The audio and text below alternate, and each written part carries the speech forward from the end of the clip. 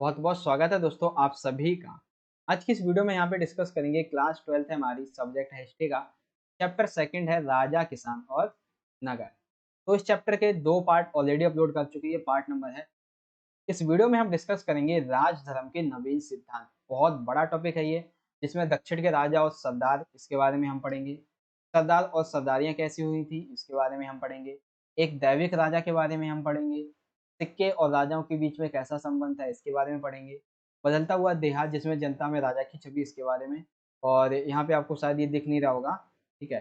तो बेसिकली ये है 6ठी शताब्दी ईसा पूर्व का काल, जिसमें कृषि उपज के तरीके कैसे बढ़ाए गए, इसके बारे में समझेंगे। सबसे पहला टॉपिक समझते हैं राजधर्म के नवीन सिद्धांत, यानी कि दक्षिण के राजा और सरदार। तो हम पहले राजाओं के बारे में समझेंगे, सरदार के बारे में हम आगे देखेंगे, सरदार और सरदार। तो राजाओं की अगर हम बात करें दक्षिण भारत के, तो दक्षिण भारत में कौन-कौन सा एरिया हम ले लेते हैं? तमिलनाडु आ जाता है, आंध्र प्रदेश आ जाता है और केरल का कुछ भाग आ जाता है।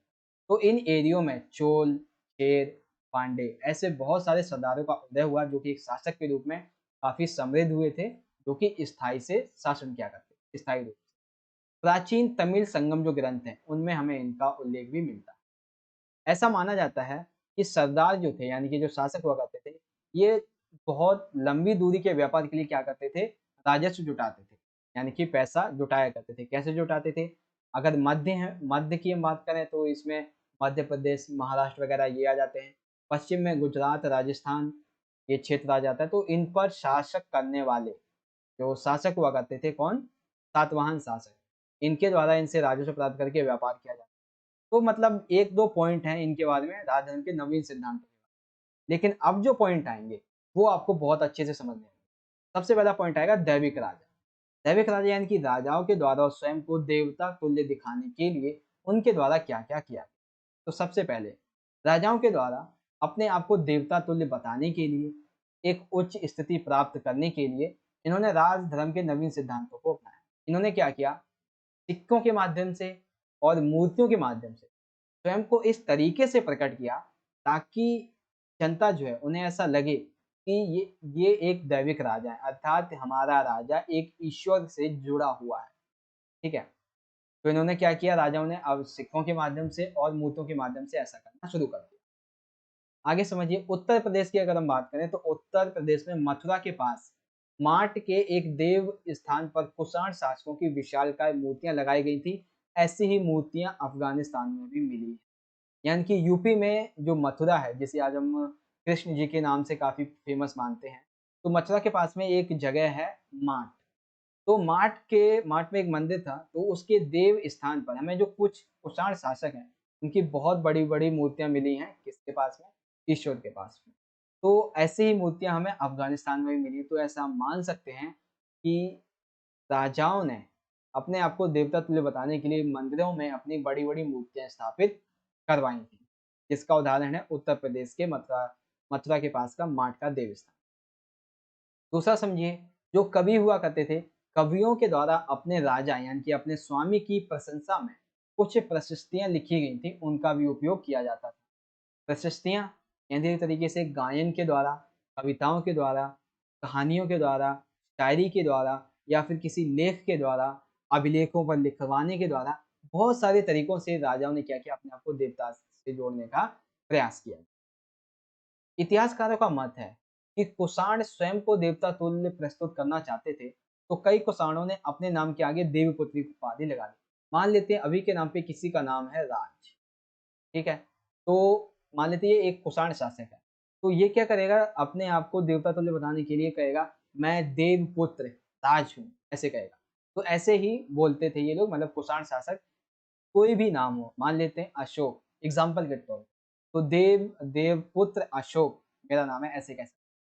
तो ये कुषाण शासकों के द्वारा अपने नाम के आगे देवपुत्र की उपाधि लगाना इसी के अंतर्गत आता है। उदाहरण के तौर पे इलाहाबाद स्तंभ अभिलेख के नाम से प्रसिद्ध प्रयाग प्रशस्ति की रचना हरिसेन, जो स्वयं गुप्त सम्राटों के संभवतः सबसे शक्तिशाली सम्राट समुद्रगुप्त के राजकवि थे, उन्होंने संस्कृत में कही थी। यानी कि इलाहाबाद में एक जगह है प्रयागराज, ठीक है? तो इलाहाबाद में एक प्रसिद्ध यही था प्रयागराज, जिसका नाम अभी वर्तमान में कुछ बदल के रख दिया गया, याद नहीं आ रहा है।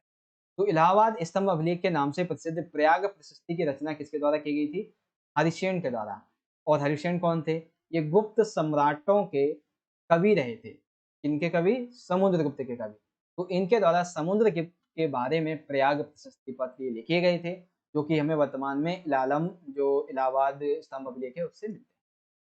तो एक तरीके से राजाओं ने अपने आप को जोड़ने के लिए प्रशस्तियाँ लिखवाई, अभिलेख लिखवाए, अभिलेखों को गुदवाया और अपने नाम के आगे देवपुत्र लगवाया, मूर्तियों के माध्यम से, सिक्कों के माध्यम से। अर्थात राजधर्म के नवीन सिद्धांतों के आधार पर देवताओं के द्वारा मतलब सॉरी जो शासक थे अपने आप को देवता तुल्य बताने के लिए बहुत सारे प्रयास किए गए। अगला पॉइंट समझिए यहाँ पे। पॉइंट समझने से पहले अगर आपकी कोई क्वेरी, कोई क्वेश्चन, कोई डाउट होता है तो आप मुझे इंस्टाग्राम पे मैसेज कर सकते हो। स्मार्ट नॉलेज के नाम से अकाउंट आएगा, उसको फॉलो कर लेना, सर्च कर। चलिए शुरुआत करते हैं। अगला पॉइंट क्या है? सिक्के और राजा। क्या मतलब? सिक्के कैसे बढ़े, राजा कैसे बढ़े, यही होगा ना? तो देखो, व्यापार करने के लिए मुख्यतः किसका उपयोग होगा? सिंपल सी बात है, सिक्कों का उपयोग होता। अब ऐसा तो है नहीं मिट्टी के सिक्के चलते होंगे, लोहे के सिक्के चलते होंगे, नहीं, वहाँ पे चांदी सोने के सिक्के चलते। कैसे? चांदी और तांबे के आहत सिक्के लगभग 6ठी शताब्दी ईसा पूर्व प्रयोग में किए गए थे, जो राजाओं ने जारी किए थे। ऐसा भी हो सकता है व्यापारी, धनपति, नागरिक ने भी जारी की हो। यानी कि संभवतः सबसे पहले ये देखा गया कि सिक्कों का उपयोग किसके लिए होगा? व्यापार के लिए होगा। तो व्यापार के लिए सिक्कों का उपयोग राजाओं ने भी किया होगा, व्यापारियों ने भी किया, धनपति और नागरिकों ने भी किया। लेकिन चांदी और तांबे के जो आहत सिक्के होते हैं, जिन्हें आघात करके सांचे में डालकर उनको बनाया जाता हो, तो ऐसे सिक्के राजाओं के द्वारा व्यापार के लिए चलाए गए थे। हिंद यूनानी शासक, अब देखो ये बात आएगी कि किस-किस के द्वारा कौन-कौन से सिक्के ढलवाए गए। तो शुरुआत में चांदी और तांबे के आहत सिक्के राजाओं के द्वारा ढलवाए गए थे। फिर आते हैं हिंद यूनानी शासक। इन्होंने शासकों की प्रतिमा और नाम के साथ सबसे बड़े सिक्के जारी किए। अगर आपसे पूछा जाता है कि वैसे सिक्के जिनमें एक एक ही सिक्के में शासक की प्रतिमा हो, ठीक है? यानी कि ये एक सिक्का मान लेते हैं। इस एक सिक्के में यहाँ पे इतने एरिया में शासक की प्रतिमा हो और यहाँ पर उसका नाम हो, तो ये सिक्के किसके द्वारा ढलवाए गए थे? हिंद यूनानी शासक, ये रहे। दूसरे, कुषाण राजा। तो सबसे पहले पहली शताब्दी ईस्वी में सोने के सिक्के जारी किसने किए थे? कुषाण के द्वारा। और उपयोग इनका किस लिए किया जाता था? बहुमूल्य और भारी मात्रा में वस्तुओं के विनिमय विनिमय में किया जाता था। ठीक है? तो अगर आपसे पूछता है कि कुषाण राजाओं के द्वारा कैसे सिक्के जारी किए गए थे, तो सोने के सिक्के जारी किए गए। उसके बाद गुप्त शासक आ जाते हैं। तो कुछ सोने के सिक्के गुप्त शासकों ने भी जारी किए थे। अगर पूछा जाएगा सबसे पहले तो कुषाण राजा, अगर पूछा जाएगा कि सबसे उत्तम सोना यानी कि सबसे शुद्ध सोने के सिक्के, तो कहेंगे हम गुप्त शासकों के। और सबसे आखिरी, पंजाब और हरियाणा जैसे क्षेत्रों के योद्धे जो प्रथम शताब्दी ईस्वी के कबायली गणराज्य थे, इन्होंने भी सिक्के जारी किए। तो हम ये कह सकते हैं कि व्यापार करने के लिए, अपने आप को देवता तुल्य बताने के लिए, अपने नाम की, अपने उपाधि, अपनी प्रतिमा को और प्रचार करने के लिए शासकों के द्वारा सिक्कों को बढ़ाया गया। व्यापार के लिए शुरुआत में इनका उपयोग होता था। चांदी तांबे के सिक्के राजाओं के द्वारा ढलवाए गए थे। हिंद यूनानी शासकों ने ऐसे सिक्के ढलवाए जिनमें शासकों की प्रतिमा के साथ में उनका नाम भी लिखा हो। कुषाण राजाओं ने सबसे पहले जो सोने के सिक्के थे वो ढलवाए थे, जिनका उपयोग वे बहुमूल्य वस्तुओं और अधिक मात्रा में व्यापार के लिए करते थे।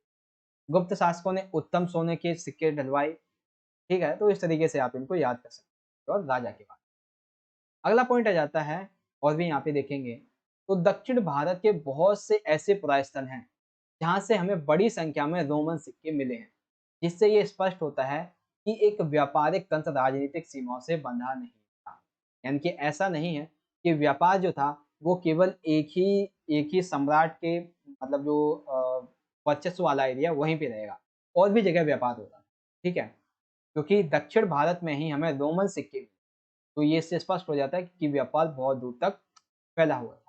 रोमन साम्राज्य के पतन के बाद दूरवर्ती व्यापार में कमी आई, जिससे उन राज्यों, समुदायों और क्षेत्रों की संपन्नता पर असर पड़ा जिनसे दूरवर्ती व्यापार जो था से उसका लाभ मिलता गया। यानी एक तरीके से ऐसे मान सकते हैं कि रोमन साम्राज्य का जब पतन हुआ तो उसके बाद व्यापार जो था, दूर दूर का व्यापार वो काफी कम होता चला गया, जिससे उन राज्यों, उन समुदायों और उन क्षेत्रों की संपन्नता पर असर पड़ा जिन्हें दूरवर्ती व्यापार से लाभ मिलता था। क्योंकि ऐसे क्षेत्र जो दूर से व्यापार करते थे, जब उनका व्यापार के लिए राजा ही नहीं है, ठीक है, अब वो व्यापार कर ही नहीं पाएँगे, सिंपल सी बात है, वो गरीब हो जाएँगे, अर्थव्यवस्था उनकी चंड मतलब कि खत्म हो जाएगी एक तरीके से, गरीब हो जाएँगे। इस काल में नए नगर, नए व्यापार और नए-नए राजनीतिक तंत्रों का उदय होने लगा जब रोमन साम्राज्य का पतन।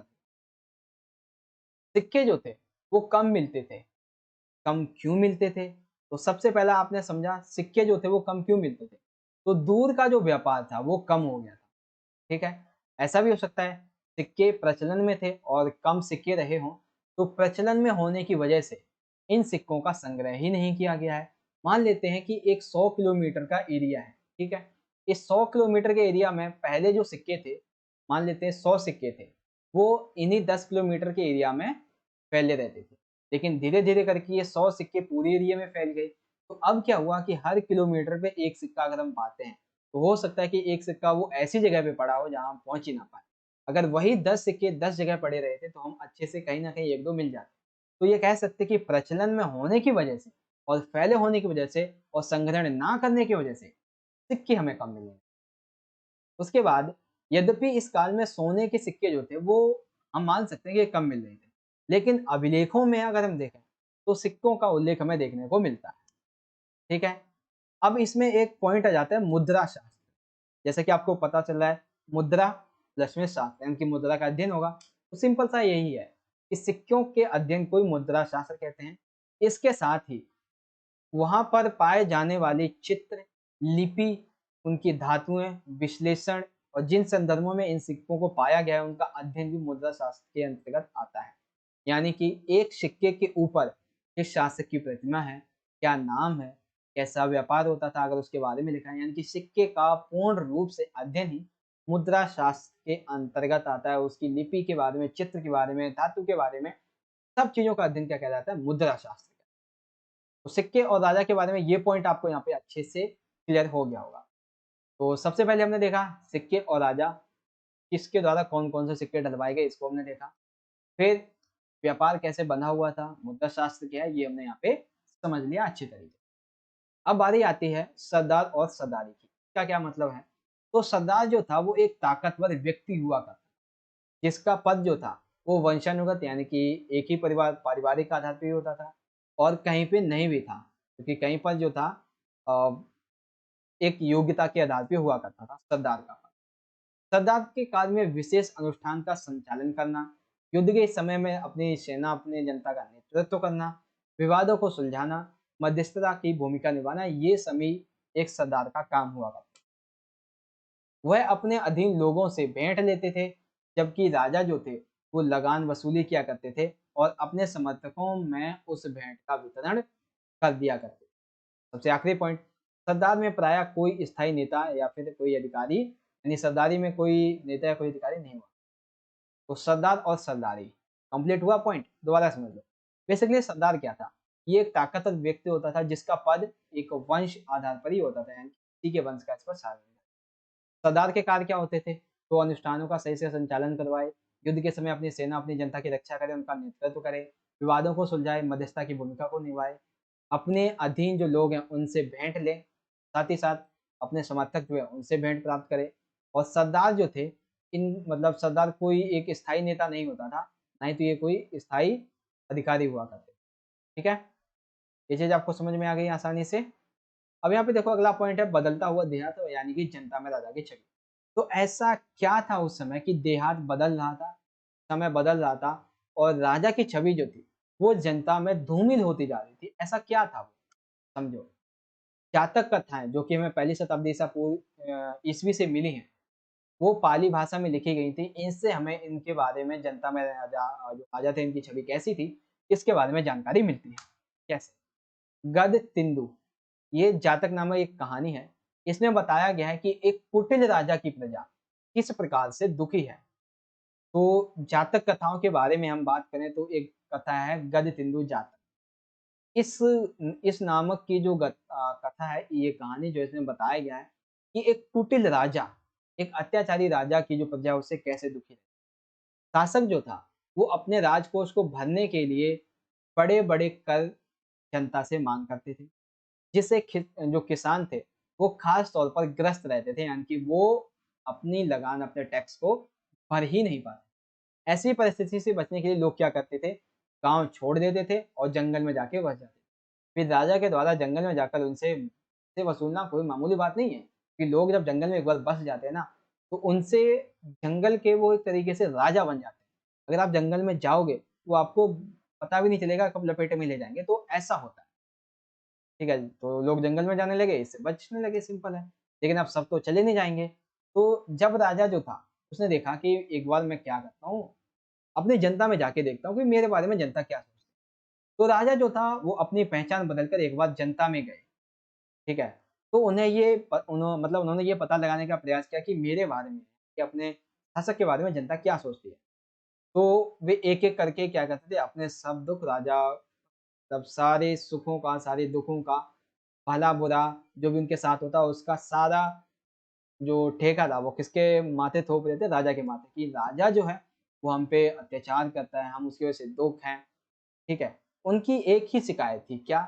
कि राजा इन्हें लूटता है, साथ ही साथ फिर यहाँ के जो डकैत होते हैं, वो रात में हमारे घर का सारा सामान लूट जाते हैं, हमारी जो जमा पूँजी होती है उसको भी खत्म कर देते हैं।